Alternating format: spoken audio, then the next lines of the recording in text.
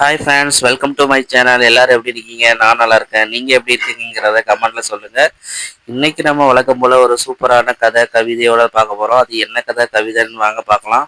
இங்கே நம்ம பார்க்குற ஒரு அழகான கிராமம், அதாவது அந்த கிராமத்தில் பக்கத்து பக்கத்தில் வீடு அவ்வளோ அழகாக இருக்குது பாருங்கள். இயற்கை காட்சிகள் அவ்வளோ அருமையாக இருக்குது. இந்த கிராமத்தில் ஒரு ரெண்டு பொண்ணுங்க, அதாவது சின்ன வயசுலேருந்தே ஃப்ரெண்டாக இருக்காங்க. அவங்களோட கதையை தான் நம்ம பார்க்க போகிறோம். வாங்க. இவங்க ரெண்டு பேரும் பக்கத்து பக்கத்து வீடு தாங்க. சின்ன வயசுல இருந்தே ஃப்ரெண்டா இருக்காங்க. அதாவது ஒருத்தருக்கு ஒருத்தர் உயிர் தோழிகள்னு சொல்லுவாங்களே, அந்த மாதிரி ரெண்டு பேர் தோழிகள். ரெண்டு பேரும் பிரிஞ்சதே இல்லை. அவ்வளோ ரெண்டு பேரும் நட்பா இருப்பாங்க. விளாட போறதா இருந்தாலும், ஸ்கூல் போறதா இருந்தாலும், எங்க போறதா இருந்தாலும் ரெண்டு பேரும் பிரியாம தான் போவாங்க. பொண்ணுங்க இவ்வளோ ஃப்ரெண்ட்ஷிப்பா இருப்பாங்களா அப்படின்னு கேட்குற அளவுக்கு இவங்க ரெண்டு பேரும் ஃப்ரெண்டா இருந்தாங்க.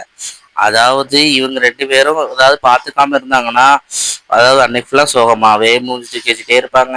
அதாவது இவங்க வீட்ல இவங்களும், அவங்க வீட்ல அவங்களும் மூஞ்சி தூக்கி வச்சுட்டே இருப்பாங்க. யார்கிட்டயுமே பேச மாட்டாங்க. அதே ரெண்டு பேரும் பிரிஞ்சவங்க மறுபடியும் சேர்ந்துட்டாங்கன்னு வைங்களேன், அவ்வளோ ஜாலி தான் ரெண்டு பேருக்கும். ஒரே விளையாட்டு கும்மாளம் தான். இப்படி அவங்க சின்ன வயசுல இருந்து ரொம்ப ஜாலியா ஃப்ரெண்டா இருந்தாங்க. ஒருத்தருக்கு ஒருத்தர் பிரியாம இருந்தாங்க. அப்படியே வளர தொடங்கினாங்க.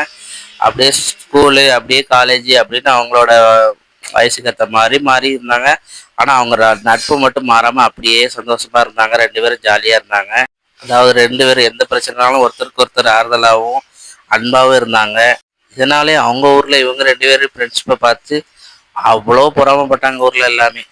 ஊர்ல எல்லாம் பொறாமப்பட்டதுனால என்னவோ, இல்லை கண்ணுப்பட்டாங்களோ என்னவோ, இவங்க ஃப்ரெண்ட்ஷிப்புக்குள்ள ஒரு பிரிவு வந்துருச்சு. அதாவது அவங்களுக்குள்ள எதுவும் சண்டை வரல.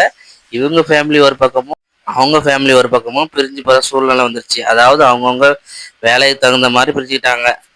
ஃபேமிலியால பிரிஞ்சாலும் அவங்க ரெண்டு பேருக்குள்ள ரொம்ப மனசு கஷ்டப்பட்டாங்க. ஒருத்தருக்கு ஒருத்தர் பார்க்க முடியலையே அப்படின்னு சோகமாவே இருந்தாங்க. இதுக்கிடையில அவங்களும் வளர்ந்துட்டே வந்தாங்க. அவங்களுக்கும் கல்யாணம் முடிக்கிற வயசு வந்துச்சு. அவங்க ஃபேமிலியில அவங்கவுங்க பார்த்து திருமணம்லாம் முடிச்சு வச்சாங்க. ரெண்டு பேருக்கும் மேரேஜ் முடிஞ்சிருச்சு. அவங்க லைஃப் இப்படியே போயிட்டு இருந்தது. ஆனால் எப்படியாவது நம்ம ஃப்ரெண்டை சந்திக்கணும் அப்படிங்கிற ஒரு நாள் வந்துச்சு. அந்த நாளும் சீக்கிரமாகவே வந்துச்சு. அன்னைக்கு அடைஞ்ச சந்தோஷம் ரெண்டு பேருக்குமே அதை சொல்ல முடியாது. அவ்வளோ சந்தோஷப்பட்டாங்க. அதாவது தொலைஞ்சு போன குழந்தைய சந்திச்ச அம்மா மாதிரி ரெண்டு பேரும் அவ்வளோ பாசமாக இருந்துக்கிட்டாங்க.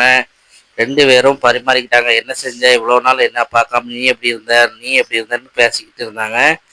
ரொம்ப நேரம் பேசிகிட்டு இருந்தாங்க. அப்படி பேசி முடிச்சுட்டு அவங்க ஒரு கவிதையை அவங்களோட வாழ்க்கையில் நடந்ததை வச்சு ஒரு கவிதை எழுதினாங்க. அது என்ன கவிதைன்னு வாங்க பார்க்கலாம். நாங்கள் நல்ல தோழிகள். எந்த அளவுக்கு என்றால், நான் என்ன நினைக்கிறேன் என்பதை அவள் கூறிவிடுவாள். அவள் என்ன நினைக்கிறாள் என்பதை நான் கூறிவிடுவேன். வீட்டை விட்டு நாங்கள் கைகோர்த்து விளையாட ஆரம்பித்து விட்டால் எங்களுக்கு சூரியனும் தெரியாது, சந்திரனும் தெரியாது. எங்கள் விளையாட்டுக்கு அளவு இல்லை, ஆனால் எல்லை உண்டு. அந்த எல்லை என்னவென்றால், என் அம்மாவோ இல்லை அவளோடு அம்மாவோ குரல்தான். அந்த குரல் வரும் வரை எங்கள் விளையாட்டு குரல் ஓங்கி கேட்டுக்கொண்டுதான் இருக்கும். எங்களுக்குள் எதுவும் சோகம் ஒரு நிமிடம் குறுக்கிட்டால் அதை அரை நிமிடத்தில் எங்கள் புன்னகையால் துரத்தி விடுவோம். நாங்கள் எப்போதும் பிரியாத தோழி. அப்படியே பிரிந்தாலும் எப்போது சேர்வோம் என்று கேட்கும் எங்கள் விழி. எங்களை பிரித்தது திருமணம் எனும் தாலி. எப்போது சந்திப்போம் என் தோழி அப்படின்னு கவிதை எழுதி முடிச்சாங்க அவங்களோட நட்பை பத்தி. இப்படியா அவங்களோட நட்பு தொடர்ந்துச்சு. இந்த கதை உங்களுக்கு கவிதை பிடிச்சிருந்ததுன்னா லைக் பண்ணுங்க, ஷேர் பண்ணுங்க, கமெண்ட் பண்ணுங்க. இதே மாதிரி இன்னொரு சூப்பரான கதையோட உங்களோட வந்து பார்க்குறேன். Bye friends.